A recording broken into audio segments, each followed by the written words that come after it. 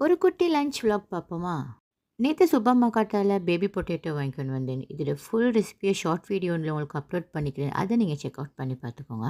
இன்னும் ஒரு 1 வீக்குக்கு எப்படியுமே இந்த மாதிரி பால் கறி இருக்கும்.